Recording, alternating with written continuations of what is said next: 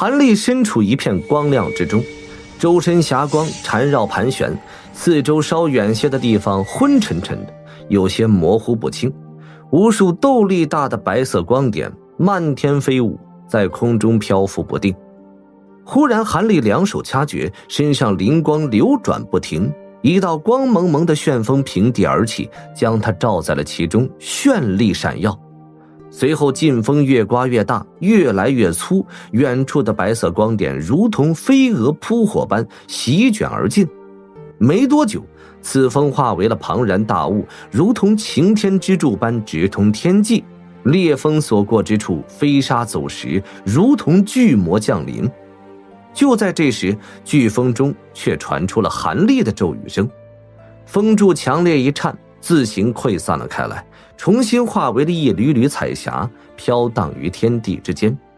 咒语声略微一急，霞光随之色彩一转，化成了蓝蒙蒙的亮色。随后涛水声大起，四面八方顿时浮现出无边无际的滚滚碧浪，高达100丈高的浪头一个接一个的向四周澎湃激荡，而韩立则被一根巨大水柱簇拥而起，手掐法诀蓝光耀目，犹如水神河伯一般，让人不敢直视。突然韩立手中法诀一变，咒语声蓦然低沉下来，四周巨浪只是刹那间的功夫，就如同幻影一般凭空消失，取而代之的却是一层层的赤焰火浪幻化而出，十几只长约数十丈的巨大火蛟也同时浮现在了火焰之中，个个仰首吐珠，浑身冒火。就这样，火焰过后，绿海森林、无边沙漠、冰雪天地，一个个天地奇景在韩立的操纵下变幻而出。在这一刻，韩立仿佛成了神灵一般的存在，无所不能。韩立踌躇满志，正在用法力随意凝聚出一个高约1000丈的荒古巨人，让其两手捶胸，扬手咆哮。突然间，四周的天际各处有一抹银光闪动，接着化为片片银潮，由远及近滚滚而来。转眼间，刺目银光遍布整个天空，巨人在银光下如同雪块一般融化而无。而韩立被此光一照后，只觉得双目刺痛，不由自主的双手捂目，一声凄厉的惨叫从口中传出，整个天地在银光中瞬间塌下崩溃。韩立一阵头晕目眩，却蓦然一惊，睁开双目，什么银光，什么天地，全都无影无踪。他盘坐在一间密室中，大汗淋漓。深吐了一口气，韩立心中平静了下来，这才想起自己身处坠魔谷中的一间密室中，而前不久他刚服下了炼制成功的一粒造化丹，刚才的一切只不过是药性发作后带入的某种幻境而已。韩立怔怔地坐在地上，并没有马上起来，回味着幻境中自己体验到的东西，脸色阴晴不定，有些恍然，又有些困惑。突然他伸手往后背一摸，后面的青袍湿漉漉一片。韩立嘴角抽搐了一下，这造化丹还真是神奇无比，以他这般神识强大之人，一服下此丹，还是立刻神识溃散，坠入了幻境之中。而且在那幻境中，他完全成为了另一个陌生之人，经历了种种不可思议的遭遇，并掌握了许多强大的法诀，移山倒海，呼风唤雨，这些对他根本就是不费吹灰之力之事。不过韩立稍一细想，那些口诀却是个个模糊之极，根本想不起一个来。倒是中间一些对于天地灵力的感悟和掌握记得尤其牢靠，犹如亲身体验过一般，真实无比。这的确对他突破下一层的境界大有助益。韩立再次闭上了双目，坐在原地一动不动，这一坐就是小半日功夫。当眼皮眨了一下，再次睁开双目，双目中恢复了往日的清澈与平静，脸上的困惑也随之消失得无影无踪。站起身来，抖了抖袍袖，一扬手，对着一侧石门一道法诀打去，顿时石门上灵光闪动，自行缓缓打开。韩立不慌不忙地走了出去。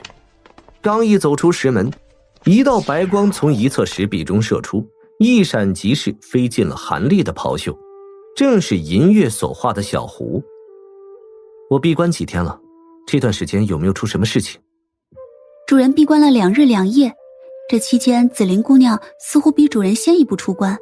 过来看过一次，但见洞口禁制并没有撤去时，又返回去了。紫菱修为尚浅，造化丹对她的影响轻些，早一步出关倒也不是什么奇怪之事。反倒是你不愿意服用造化丹，真是让我有些吃惊。主人应该知道，小婢并不是人类修士，而是一只银月狼妖，再加上如今借用妖狐之体进行修炼，这就更有些乱了，和人类修士大为不同的。除了精进修为的丹药外，其他修士的灵丹我可不敢胡乱服用，否则谁知道会出什么大乱子。小婢宁愿多花些时间，也不愿胡乱冒险的。韩立皱了皱眉头，想了想后轻微点了点头，也不再说些什么。炼制丹药剩余的那些灵竹果，他自然没有浪费，全都在服用造化丹之前抢先一步吞噬了下去。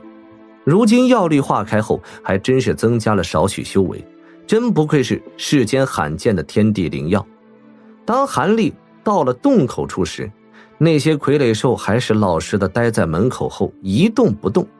他几步上前，将腰间一只储物袋一摘，往空中一抛，顿时袋中白色霞光喷出，所过之处傀儡兽尽皆被吸入其中。这时韩立才施法打开了洞府石门，沉稳地走了出去。就在刚刚开启石门的瞬间，另一侧山头中一道惊鸿冲天而起，向这里激射而来。韩立瞅了一眼惊鸿，从容不迫一伸手朝四周招了一招，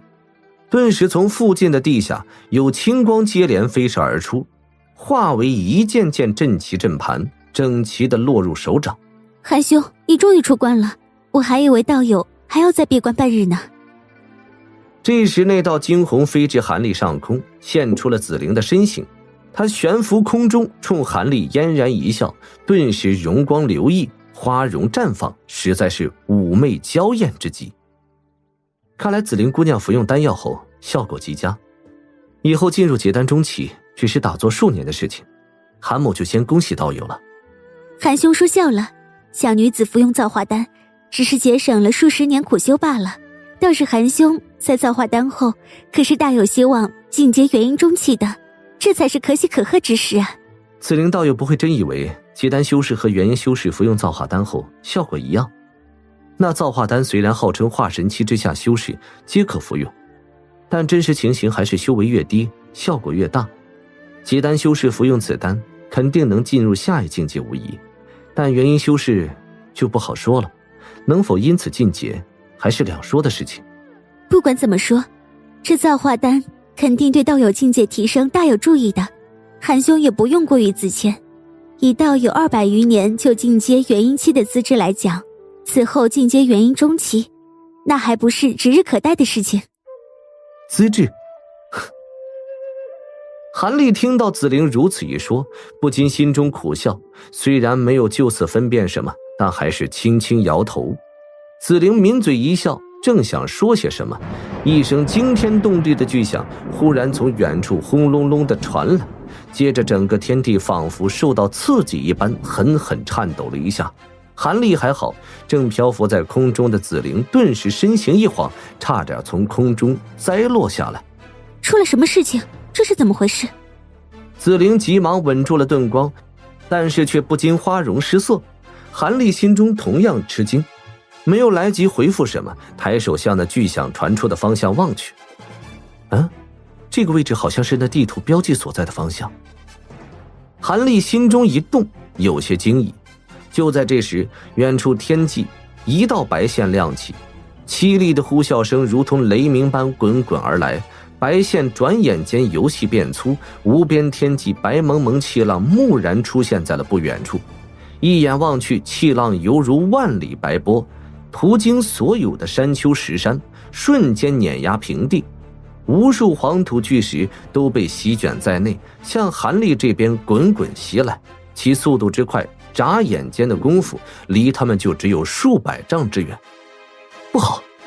一见此幕如此可怖，韩立面色一变，他来不及多想，袍袖一抖，一面蓝色小盾从袖口中飞出，一个盘旋迎风变丈，化为了巨盾横在身前。巨盾冲前面一指，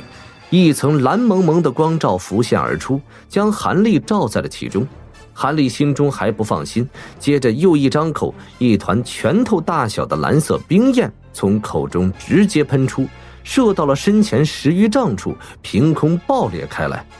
前方蓝芒刺目，滋啦声大起，大团寒气一层接一层的浮现纠结，转瞬间急剧狂胀为蓝蓝的厚冰。一座高约50-60丈的蓝色冰山横在了韩立身前。紫菱自然大惊失色，手忙脚乱放出一块锦帕，化为一片彩霞护住了全身。一见韩立竟然凝聚出了一座山石后，顿时面露惊喜，慌忙坠落而下，落在了韩立身侧。就在这时，远处的气浪终于轰隆隆地扑到二人身前，整个天地蓦然一暗，然后四周一片天崩地裂之声爆然传出，身前冰山更是一阵阵的剧颤，数十块磨盘大小的巨石瞬间同时砸在了冰山的另一面，发出了乒乒乓乓的刺耳之声，让人听了气血翻滚，心中大感难受。紫菱见如此巨大的冰山，竟然也仿佛不知的样子，脸色苍白了起来，情不自禁瞅了一眼韩立。韩立这时站在巨盾所化的光照中间，神色平静如常，一丝慌乱之意都没有。紫菱见此，心中也大定起来，心知多半韩立还会有其他的护身手段，所以才如此镇定。有些出乎紫菱意料的是，此后的时间，韩立并没有其他任何法宝和神通，而是那蓝色冰山虽然在巨石和气浪的冲击下晃动不已，但却坚韧异常，最后竟然一丝裂缝都没有出现。紫菱心中惊喜之下，这才知道这蓝冰并非是普通的寒气凝结而成，似乎比金刚还要坚硬3分的样子。足足一盏茶的时间，这惊人的气浪终于疯狂刮过，向韩立二人身后远远遁去，轰隆隆的巨响也随着远处白线的消失，同样悄然无声起来。这到底是什么？瑞魔谷中怎会有这种东西？紫菱轻出了一口气，将身前彩霞重新化为一块锦帕，收在了手中，才疑惑地向韩立问道：不清楚，不过远处的灵气不对头，非常的混乱，这气浪实在惊人，不是普通人能制造出来，难道是哪处空间裂缝出了问题？不过这股气浪如此凶猛，我看那股禁制不见得能挡下来，元婴修士遇见还好，多半还有自保能力，若是冲到外谷，那些结丹修士可就要倒大霉了。紫菱听了韩立这话，秀眉紧锁，同样用神识向前方感应了一下，虽然感应到了灵气一点点异常，但那里对他的神识来说实在太遥远了一些，无法感应仔细。是有点不对劲，韩兄，难道你打算过去看看？过去？为什么要过去？不管这气浪是人为还是凑巧，那里都不是什么好地方。我虽然好奇，但也不想过去找麻烦，按原路返回。反正此行入谷的目的大半已经达到，现在经过这场惊变，鬼灵门多半是也顾不上寻觅我们，正是脱身的好时机。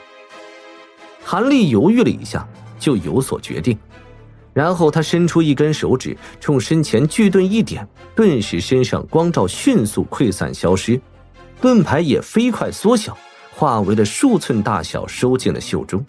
至于眼前的冰山，韩立伸出一只手掌往冰壁上一按，顿时蓝光大放，冰山刹那间缩小融化，片刻后，一小团和先前一般无二的蓝色火焰融入了手心之内。